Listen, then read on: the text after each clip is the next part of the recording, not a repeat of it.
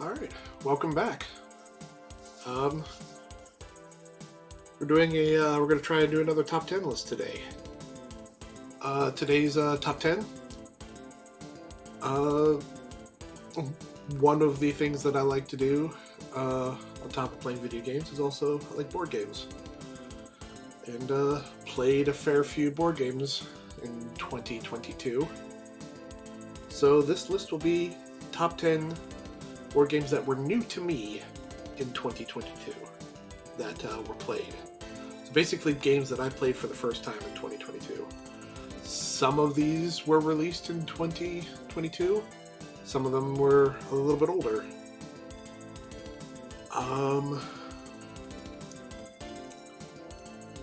But also, like usual, there'll be a special mention because it's my list.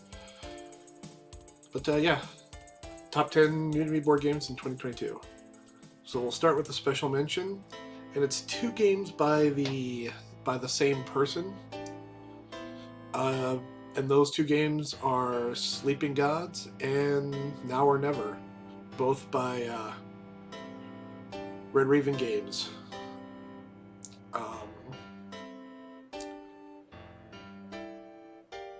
Their stuff by Red Raven is mostly masterminded by a guy named Ryan Lockhart. And he has a singular art style that just whenever you see a Red Raven game, even if you don't know it's a Red Raven game, as soon as you see it, you know it. And it also helps that, generally speaking, his games have been pretty good. The only reason both of these games are in special mentions and didn't actually make the list. Sleeping Gods is a campaign game of sorts, and it's cool, but we just had problems.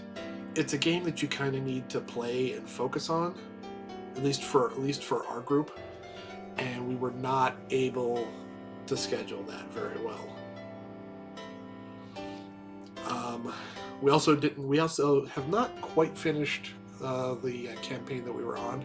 That's probably one of the things we're going to actually try tomorrow to do, is if not finish, at least get a little further in the story that we're in. As for Now or Never, I believe we've only played it twice, and it's a little long for everything that it does. It's still really good though. But that is a game I would have liked to have gotten to the table more often. And like many of these games, it's hard just because both I and my friends, specifically one other friend, Cloud Art, we supply the majority of the board games that we play for our group. And it's a difficult thing to maintain campaign games versus getting new stuff to the table, which we both really like to do. On top of getting replays of classic games that we like. Not to bury the lead on a future top 10, but A Feast for Odin is my favorite game. And that game is not always easy to get to the table. So I understand trying to get games to the table and not always being able to. Sleeping Gods is a story-based game with a map and a book, and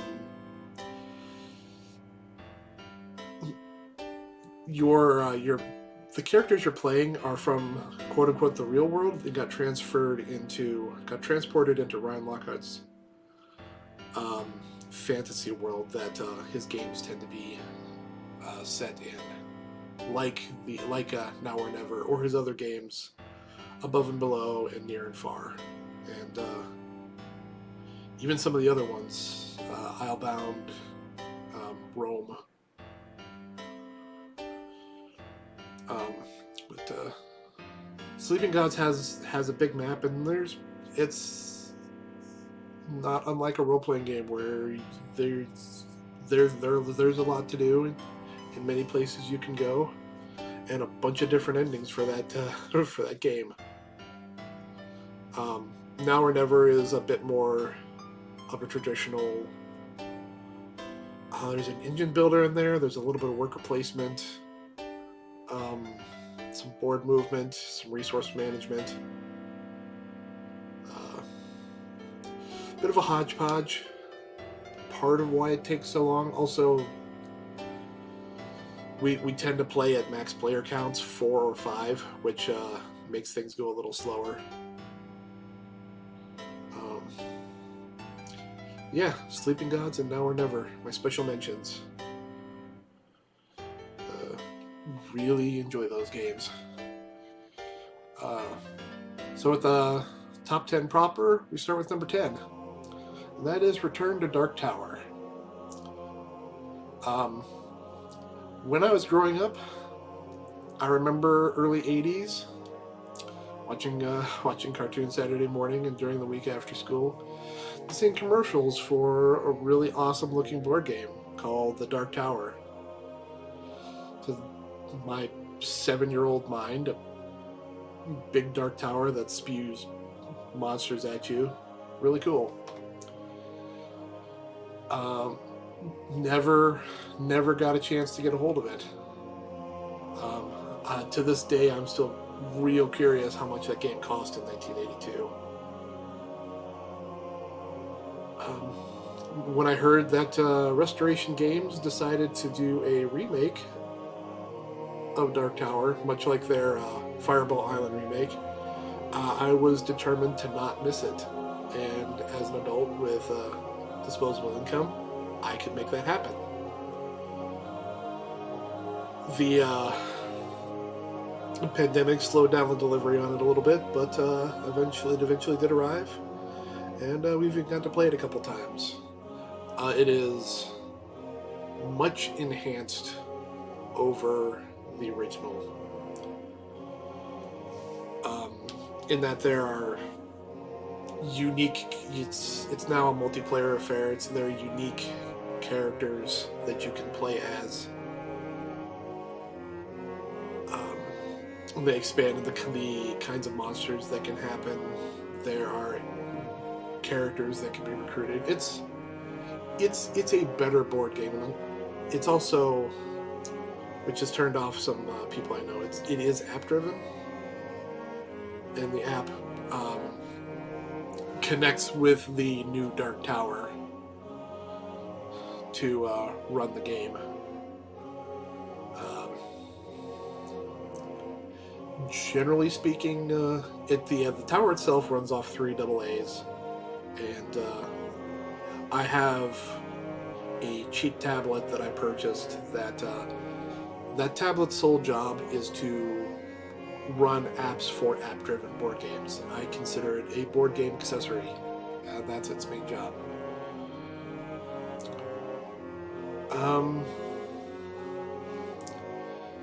Generally speaking, you'll get through a game with a set of batteries. I keep a pack of batteries in with the game now to make sure I always have batteries on hand, because the app does a good job of warning you when the batteries are about to go in the tower. The game is long, but it does save your progress, so I think it would be cumbersome to tear down and come back to it like another day.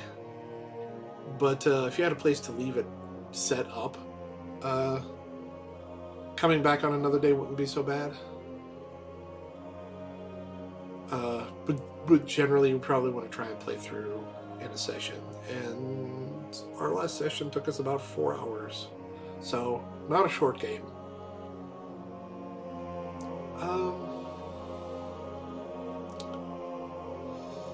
Like the variability of like I mentioned, all the challenges. There are different monsters that can be bosses, boss monster, like the final boss monster you have to defeat to win the game, along with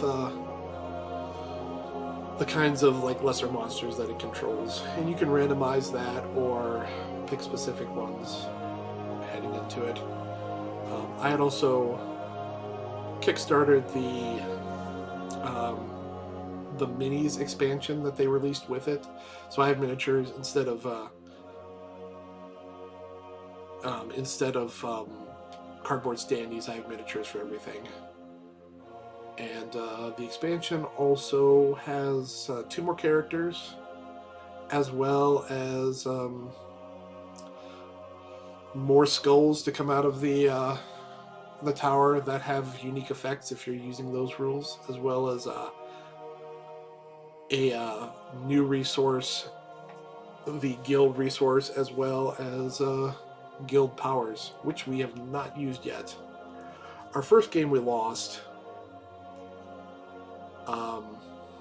The second game we played just a couple weeks ago. We actually won. Not sure by how close, but we were probably 2 or 3 turns away from losing. But we managed to eke out a win.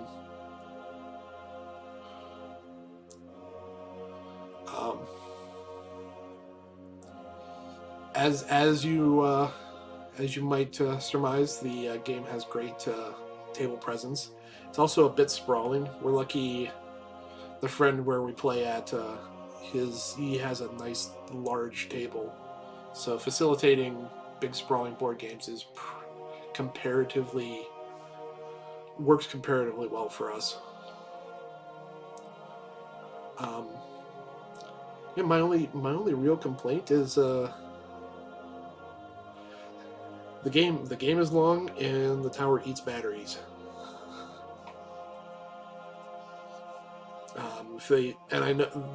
I know that there was an update to the app that did a firmware update to the tower to make it a little more power efficient. That's all I've got to say on Return to Dark Tower. So, my number 9 is Foundations of Rome. Another big box, huge table presence game. We've talked about it. This game has big chunky buildings for its pieces, and just everyone has their own unique player board. The game costs $200+. The game could have probably been done just with like cardboard polygonal cutouts and been like $50, but it wouldn't be quite the same. There is a part of me that kind of hopes they make a version of this game like that, because it's an epic table presence, but it's also a pretty good game. There's a good bit of spite in the card drafting. You're taking your buildings and you're buying plots to put your pieces on the main board, and you're competing with areas and plots with other players.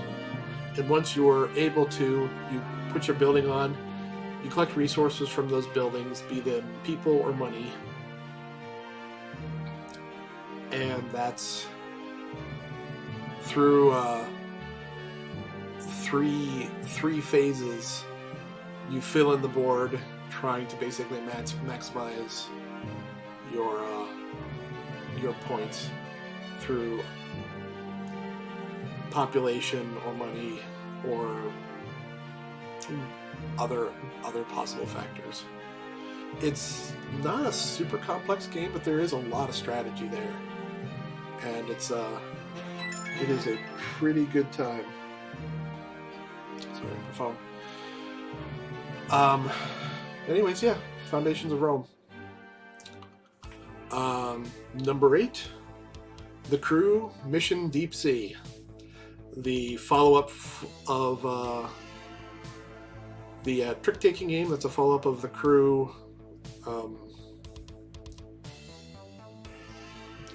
what was it called? The first one, it's like Deep Space Mission or something. The first one was a mission in space, and this next one you are doing a mission underwater.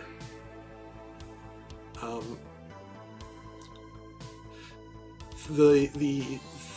don't want to. There is a story in both games. I don't want to spoil it, even if it's a little throwaway. But it does add a little bit of momentum to what you're playing. And they changed up how the trick taking works. Before, in the original, there were static goals you had to make for each of the missions. There were 50 missions in the original, if I remember correctly. In the new one, there are 35 you got to get through, but there's a deck of cards that creates variable mission goals for you for each set of tricks that you're needing to take. But it plays really fast, and you will fail hands, and then you'll play again, and then you'll play again, and then you'll play again, and you can get through a dozen hands in an hour. You might lose a lot of those, but it's really awesome when you manage to win a particularly tricky mission set. It's generally been our cool-off game at the end of the night after we played a bunch of bigger games, but it's still a decent challenge. Knowing if you have the lead, knowing what to lead, if you have to play, knowing what to play to hopefully get through what you're doing. Anyways, that's the crew, Mission Deep Sea. My number 7 will probably bring smiles to some of my friends who really love this game. I am honestly surprised I like it as much as I do. And that is Marvel Champions. I played Magic the Gathering for a long time and got very burned out just because of the chase. Twice. I started playing in '94 with the revised edition. Played up through the release of... It was like right after Fallen Empires came out. I stopped playing for a while. And then something forced... A financial need forced me to sell off most of my cards. A couple years later, at the end of like the Urza sets, I got back into it for a few years, and then I played up until Time Spiral, and then just stopped collecting cards at that point, and never really bought any more Magic after that. And then a couple years ago, I sold off all of my cards because I didn't care anymore. And I've played other collectible card games over the years.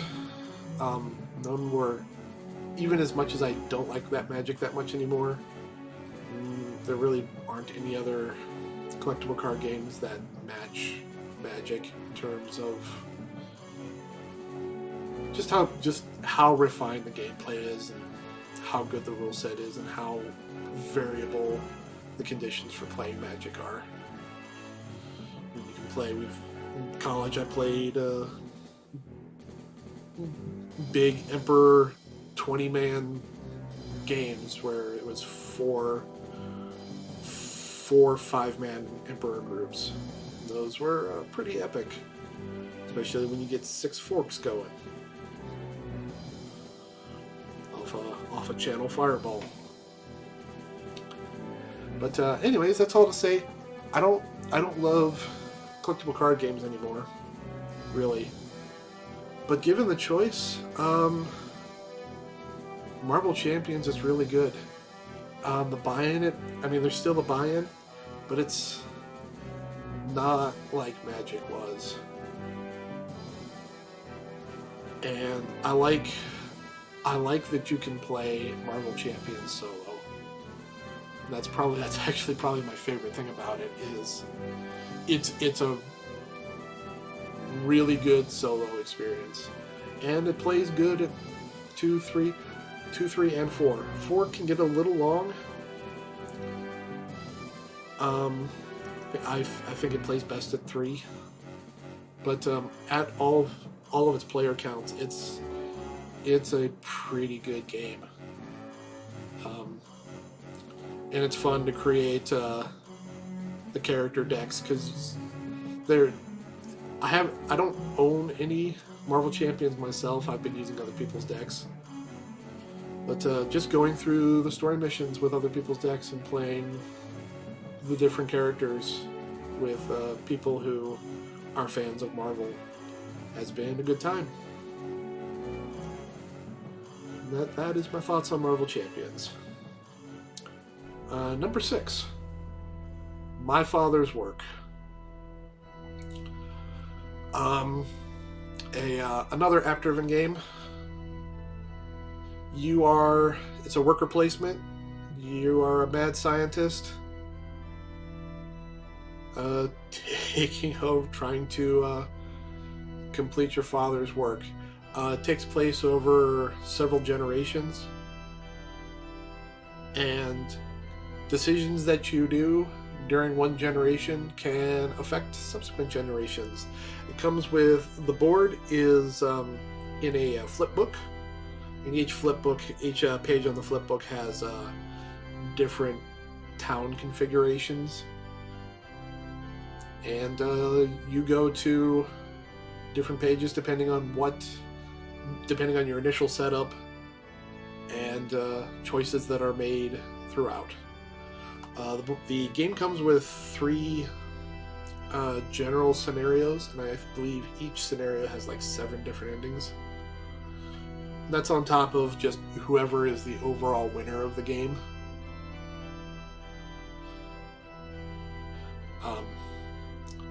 Also, the game has gorgeous components. We're all real big fans of the little vials with cork in them. They're spectacular. There are great pictures on the internet of people customizing those vials. When I initially saw them, I thought that they were meant to be functional for the game's purposes. They're not. They just decided to go that hard into those glass vials.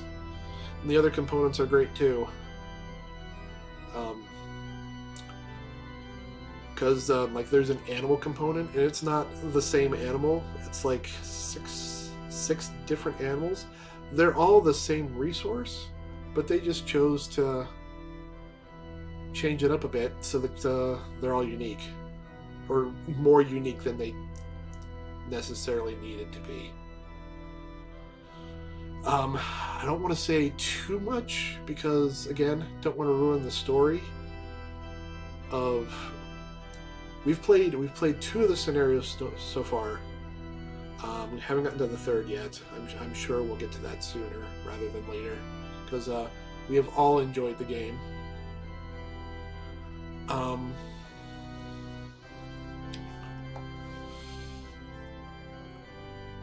else?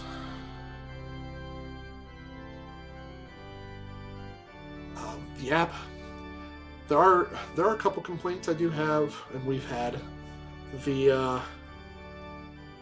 Both times we've used you have your choice of with the app, the voiceover, the narrator, a male voice or a female voice. We've chosen the female voice twice. I don't know why, but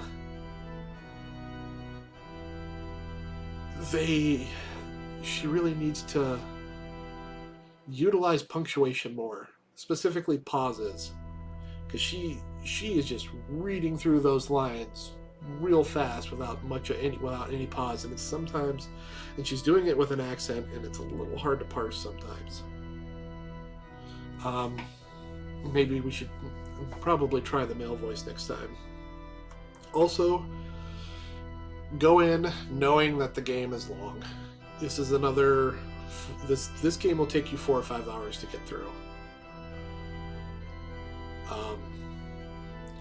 Luckily, unlike Dark Tower, you don't have a tower whose batteries are also the problem. You can always plug in the tablet if you're running low.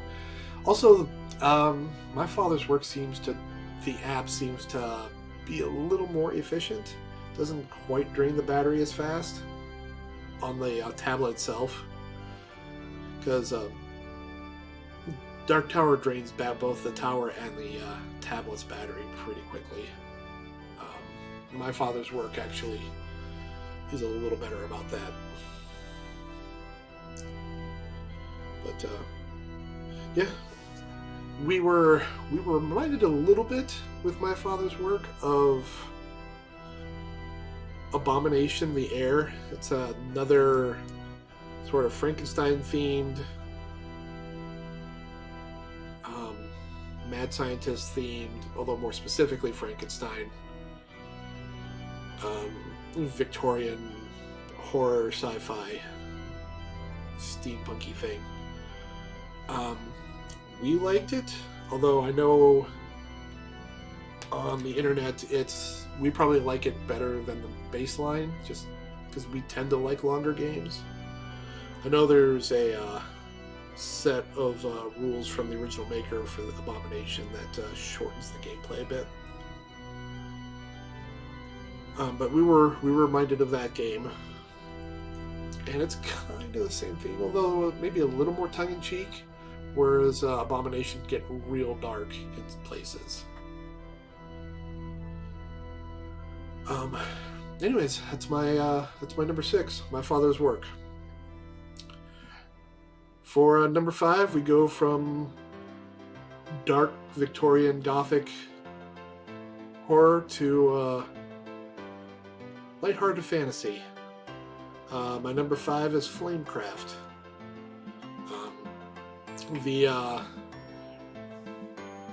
What drew me to this one is just the art is adorable. Just all of these little dragons that a piece of key art that I saw that I'll try and post up.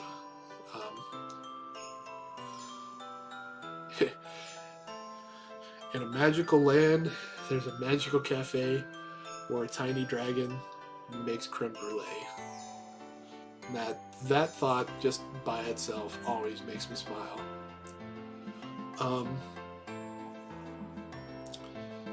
It's a not a super lightweight, but a reasonably lightweight. A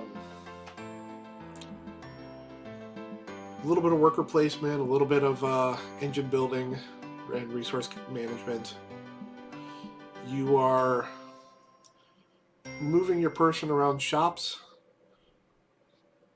and adding dragons to those shops would increases the kinds of resources that shop can make.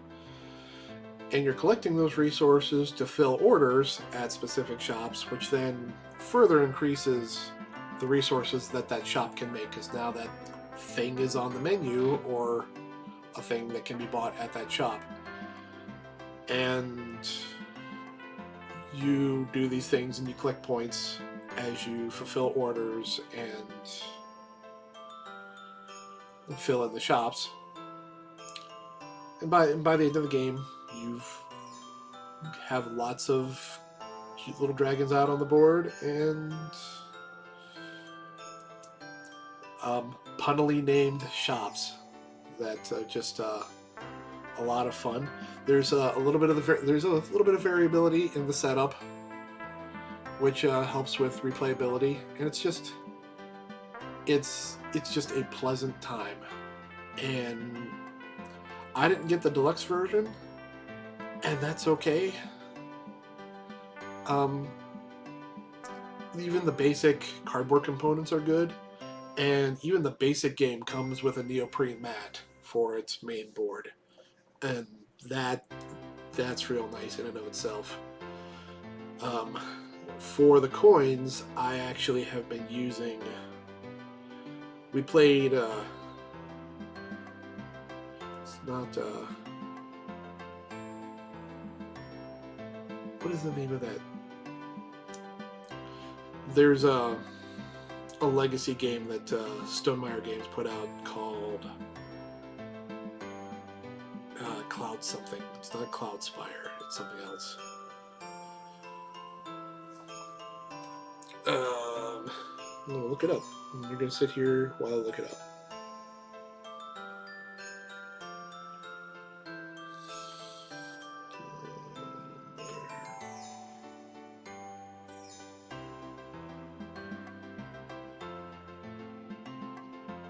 Something.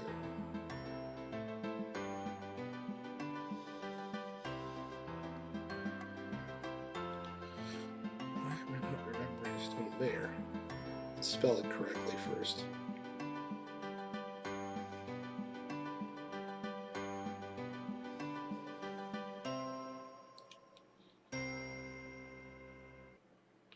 Oh, there isn't even any cloud in it. It's Charterstone. There. Okay, Charterstone.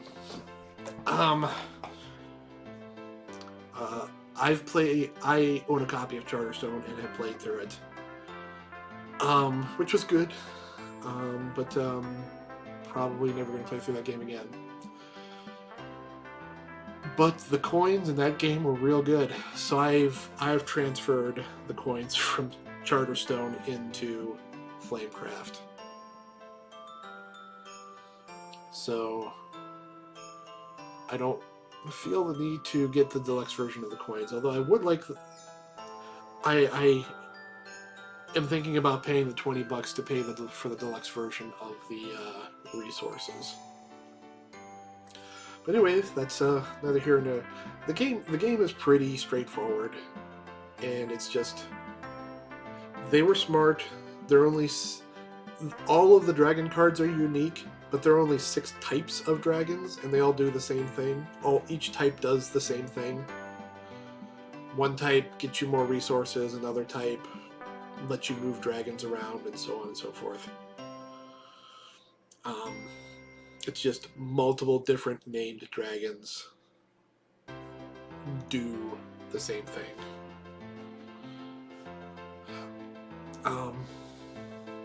Again, nice, straightforward game, beautiful art, just a pleasant play experience. That's Flamecraft. My number 4 is Planet Unknown,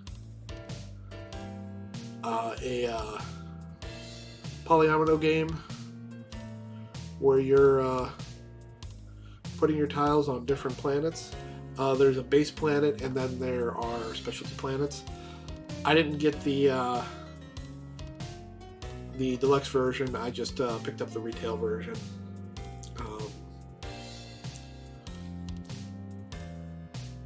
The main conceit is all the parts are in a Lazy Susan that gets rotated around.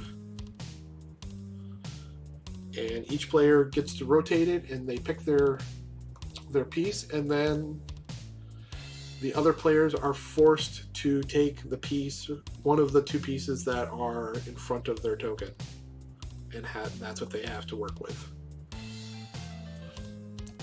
And as you put your pieces on your board, you're trying to fill in your planet as well as move your tracks.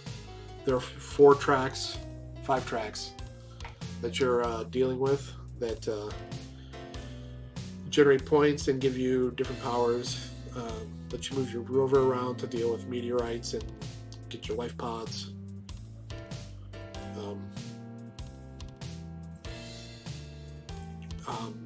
Moving up on tracks can also trigger free moves on other tracks. And there's a generic version of that track board, and specialty versions of those track boards as well. So there's a lot of variability. And the simultaneous play makes it, this game plays 6. And it plays 6 well. It's still a reasonably quick play, even at 6 players.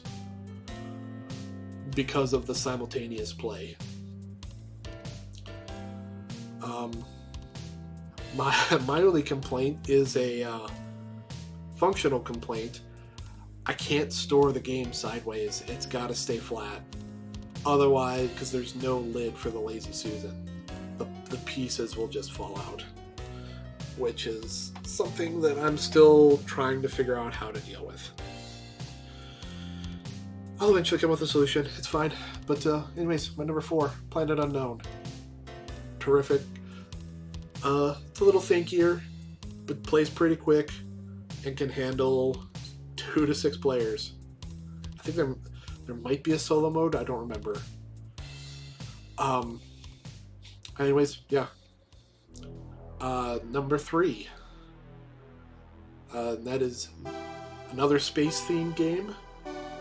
If you're into Firefly, this might be for you. A little long, but really great. That's Zia, Legends of a Drift System. So this is a little older of a game. Came out in 2014.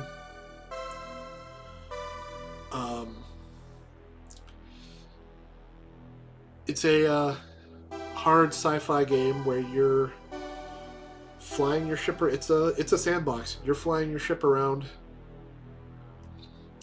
and maybe you want to look for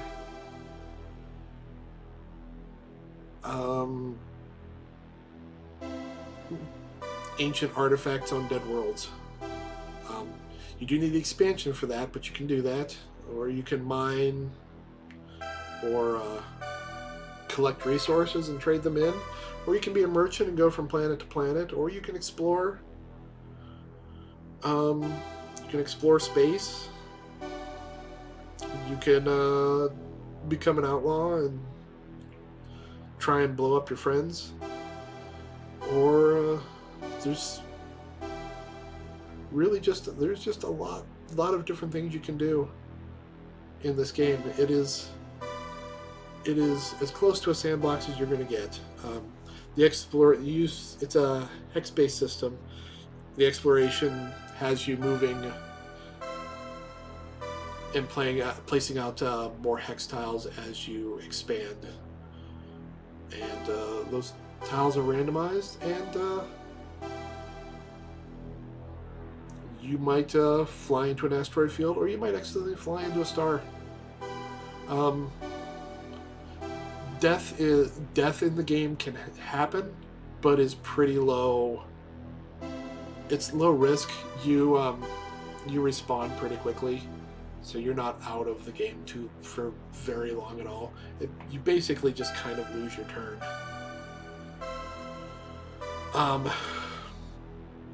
The game has extraordinarily good components. The little spaceships come pre-painted. There is expansion stuff. I recommend getting all of the expansion stuff, so this is not a cheap buy-in, but there isn't a spectacular amount of expansion stuff, so it's not... There are single games on here that are more on my list that are more expensive than the totality of all of the expansion stuff for Zia, assuming you can find a copy, because it goes in and out of print.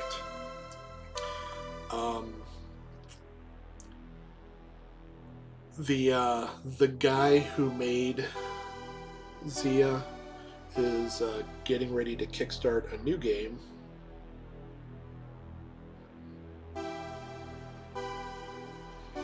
And that game is...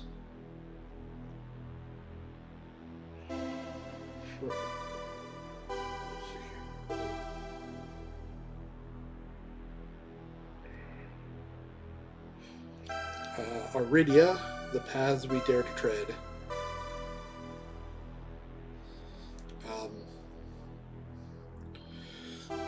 And that game is meant to be a co-op fantasy style game that carries over some of the sandboxy stuff from Zia. We'll see. I'm excited for that game, but in the meantime, Zia Legends of a Drift System, real good time. Real long, especially if you play it at max player count. It probably plays, I'd say it probably plays best at 3 or 4. There, if you get the one of the expansions has solo rules and 2-player rules, but it's fun to just kind of, it's pretty chill to play this game, and we've generally played it until we either get to 20, or if we want to finish sooner than that, we decide, you know what, we're getting close and it's been a long time, we'll play to 15 instead. You're trying to collect fame points, and you do that in different ways. You can spend money on it, you can complete missions, you can there are events and titles. There are events that happen and titles that can be earned that can get you fame points. You can just randomly collect fame points as throughout the game. But yeah, Zia Legends of a Drift System, my number 3. My number 2. Up until recently, this was probably the most complicated roll and write that was on the market, and that is Hadrian's Wall.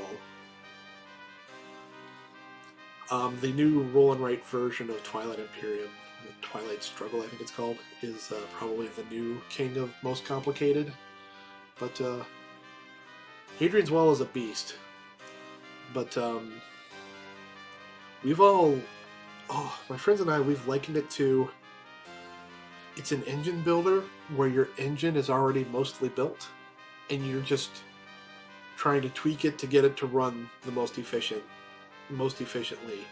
And that's kind of how the game goes. And because of that, we've been really enjoying it. You get different type of people. That's your resources for doing the different actions on the 2 player sheets you get. And as per the name, Hadrian's Wall, you are trying to build up your little section of the wall, getting people to move in to your area, building up the wall to protect from picked attacks, building your Roman structures, bringing culture with you. Everything is this is more flip and write rather than roll and write. There's a deck of cards that each player has a set of 12 cards, and every round you pull 2 and decide one of those is for endgame points, and the other one dictates your part of your resources for the round, as well as some other actions that can be taken on your player board.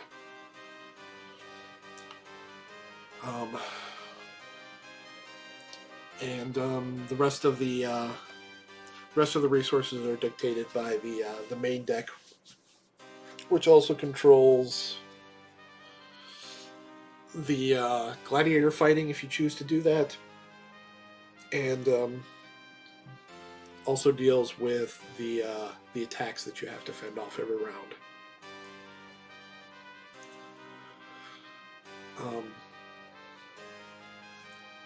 Yeah, it's a beast. Another game that takes a while to play, but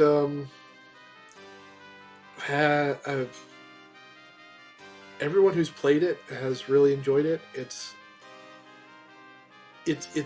I'm generally really fascinated by roll and writes, and it's fascinating to me that someone would try something that complicated, and yet it's really well tuned. It works really well. And from a first-time developer too. The guy who made it, this is his first game, and it's impressive. Anyways, Hadrian's Wall, my number 2. And finally, for my number 1, and that is Stars Vicarios.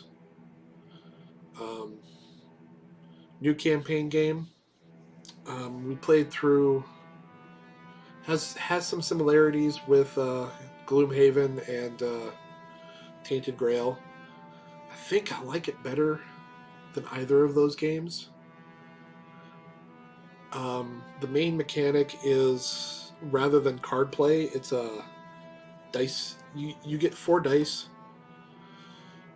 and you roll those dice, and that dictates what sorts of actions you can do that round, particularly in combat. Exploration is a little more freeform. Generally, with exploration, you're more, and doing skill checks within that exploration, you're more worried about like color on the dice. So it's a little more generalized. But the combat is really fun. We've all really enjoyed it. Again, there's a lot of customization you can do with both your ships and when you're out of the ships. The majority of the game is probably the space combat, though, and luckily that's also where the game shines. That space combat is real good. The components for the game also very, very good. There's hex standees for everything, so the ships are up off the board. Then card holders for the different enemies, and then you just slide the enemy cards into those card holders to keep track of all of what you're fighting.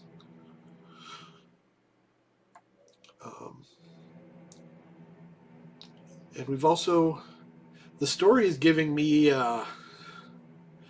Battlestar Galactica vibes very heavily. Again, I don't want to say too much beyond that, but take from that statement what you will.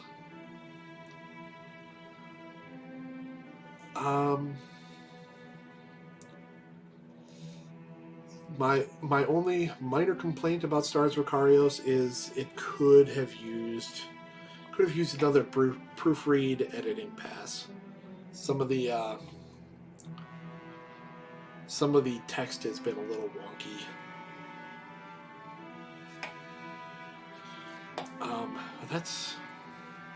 That's my only real complaint with the game. Just been having a good time, and I'm looking forward to playing it some more tomorrow. That is one of the things that's on our docket. It's been a few weeks just because of holiday stuff and player counts. It's meant for 4 players, just 4 players. So, and we've had 5 and 6 lately, which makes it so that we really can't play it, or haven't been able to play it. But we're gonna get to it tomorrow. Looking forward to it. And that's my number 1, Stars Vicarios.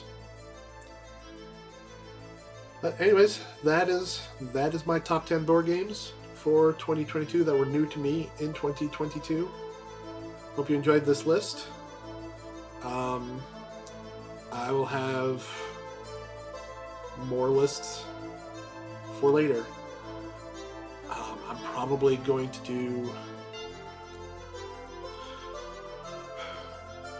I don't know what my next list is, but it will be soon.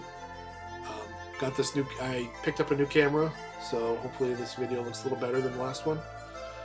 And yeah, try and record these top 10s more often. Anyways, thanks for watching. Hope you enjoyed the list, and I'll catch y'all next time.